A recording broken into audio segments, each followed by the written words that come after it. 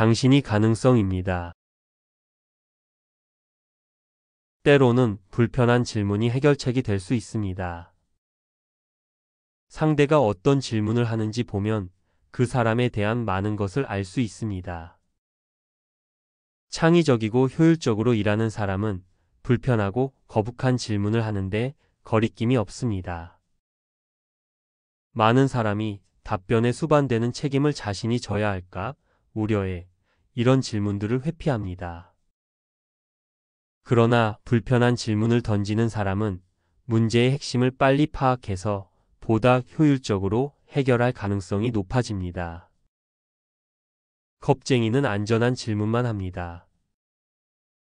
문제의 핵심을 파악하기 위해서라면 기꺼이 불편한 곳을 들춰야 합니다. 좋은 질문을 하는 사람이 결국 승리하게 됩니다. 우리는 불편한 질문을 던지는 일에 익숙해져야 합니다. 불필요한 복잡함은 과감히 버려야 합니다. 창의적인 일은 기본적으로 복잡한 과정을 겪습니다. 정형화되어 있지 않은 세계에서 흩어져 있는 점들을 연결하고 다른 사람들이 미처 보지 못한 가치를 발굴해야 하기 때문에 모든 과정이 복잡할 수밖에 없습니다.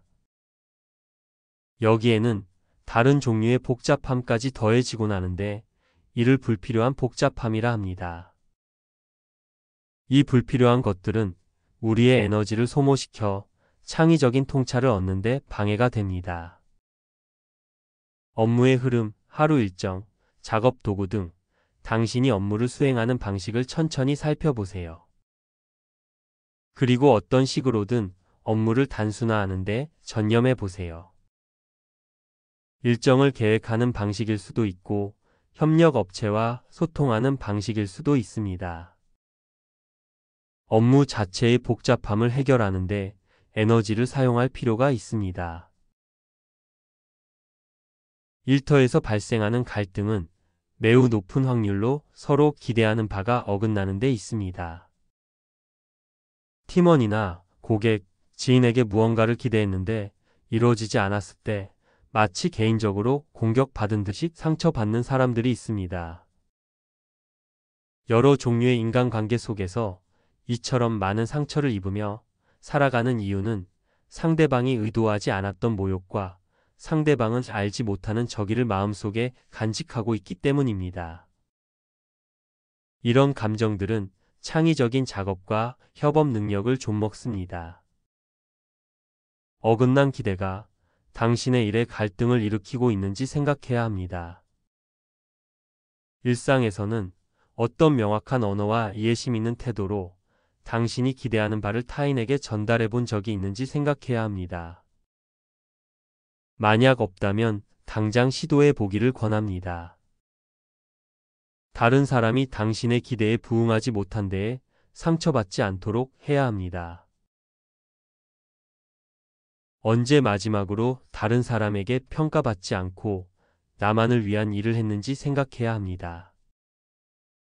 다른 사람의 요청 때문이 아니라 스스로 원해서 했던 일은 언제가 마지막이었는지 생각해야 합니다. 재능 있고 창의적인 사람은 다른 사람을 위해서만 일을 하는 함정에 빠지기 쉽습니다. 일의 본질을 좋아해서 그 일에 종사하게 되지만 얼마 지나지 않아 다른 사람이 요청하는 일만 하고 있다는 사실을 깨닫게 됩니다. 이런 상황이 발생하면 스스로 창의력을 가지고 키워오던 꿈과 자부심을 잃어버릴 수 있습니다. 때론 스스로를 위한 창작을 해보길 권합니다. 자신을 따라다니는 세상의 시선을 벗어나 마음껏 창의력을 펼쳐보길 권합니다. 스스로를 위한 일을 통해 우리는 비약적으로 성장할 수 있습니다. 지금의 상황이 계속될 것이라고 믿기 쉽습니다. 힘든 나날을 지나고 있을 때는 이 시간도 언젠가 끝난다는 사실을 받아들이기 어려운 것이 사실입니다. 모든 것이 순조로울 때 역시 좋은 흐름이 계속될 것처럼 느껴집니다. 그러나 우리의 일과 삶에서 단 하나의 분명한 진실은 모든 것이 확실하지 않다는 점입니다. 지금 상황이 아무리 불리하더라도 시간이 지나면 좋게 변할 것입니다. 반대로 현재 아무리 상황이 순탄하더라도 어떤 시점이 오면 분명 어려움을 맞이하게 됩니다. 사람은 자신이 처한 상황이 아니라 그것을 대하는 태도로 규정됩니다. 회복력을 가진 사람은 환경이 좋든 나쁘든 자신의 자리를 지킬 수 있습니다. 상황 자체보다 그것이 어떤 사람의 내면에 가지는 마음이 중요합니다. 삶에서 현재의 상황을 떠올려 보세요. 모든 것은 일시적이며 상황은 변합니다. 우리는 어떻게 변화해 나갈 것인지가 중요합니다.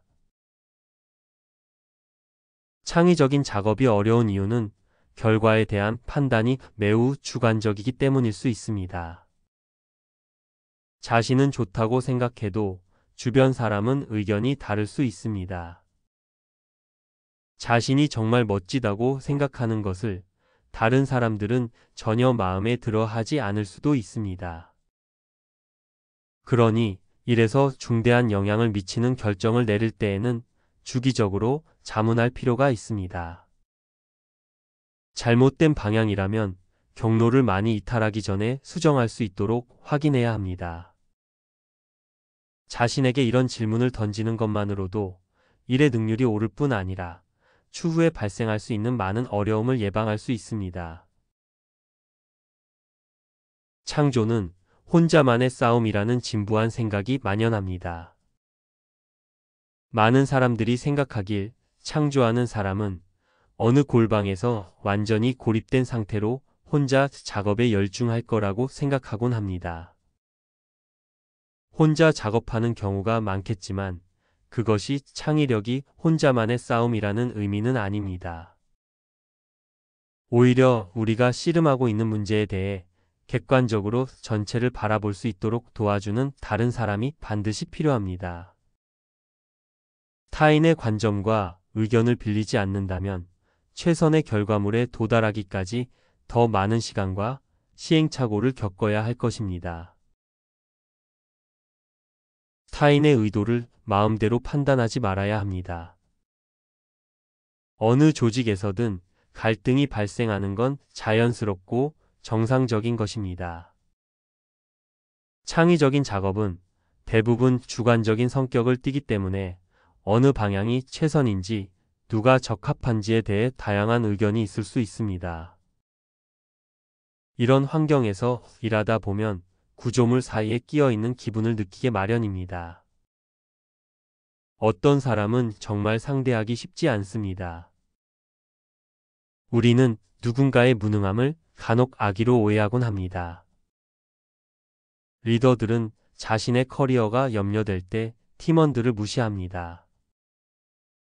다른 사람과 갈등이 생겼을 때 주저앉아 상황을 곱씹으면서 사람들이 의도적으로 당신을 괴롭힌다고 생각하기 쉽지만 사실은 그 이면에 다른 사실이 숨어 있는 경우가 많습니다.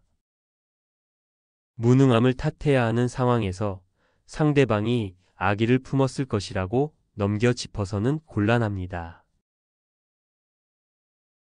우리는 자신의 의견을 만인에게 공유하라고 권하는 세상에 살고 있습니다. 어떤 사안에 대해 자신만의 의견을 갖는 건 좋지만 곳곳에서 일어나는 모든 일에 의견을 나타내야 한다고 압박받을 필요는 없습니다. 그리고 자신의 의견을 굳이 공유하지 않아도 됩니다. 그냥 혼자 간직해도 괜찮습니다. 당신이 특정한 의견을 가졌고 그것을 타인과 공유해야 할 필요성을 느낀다면 나름의 작품을 만들거나 글을 쓰거나 노래를 만들어 보거나 자신만의 이벤트를 열어 자신을 창의적으로 나타낼 수 있는 무언가를 시도하는 것이 낫습니다. 마음을 움직이는 무언가가 있다면 사람들이 당신의 의견에 주목할 수 있도록 예능을 활용하세요. 훨씬 더 세련되고 강렬하게 당신의 의견이 전달될 것입니다. 세상이 잘못됐다고 불평하기보다는 뭔가를 만들어 보는 것입니다. 많은 사람이 불편함과 좌절을 피해 도망가는데 엄청난 시간을 낭비합니다. 그들은 완벽한 상황을 찾아 일저일 옮겨 다닙니다. 혹시 완벽해 보이는 곳을 찾는다 해도 잠시 정착할 뿐 그곳도 결국 완벽하지 않다는 사실을 깨닫게 됩니다. 그러면 그들은 또다시 옮길 것입니다. 우리는 뭔가를 피해 달아나지 말고 뭔가를 향해 달려가야 합니다. 불평과 좌절을 줄이는 것을 목표로 삼지 마세요. 이루고 싶은 꿈을 목표로 하세요. 당신을 좌절시키는 대상에서 멀어지는 방향이 아니라 당신이 추구하는 방향으로 움직이길 바랍니다. 좌절을 피해 도망가지 말고 야망을 향해 전진하길 바랍니다.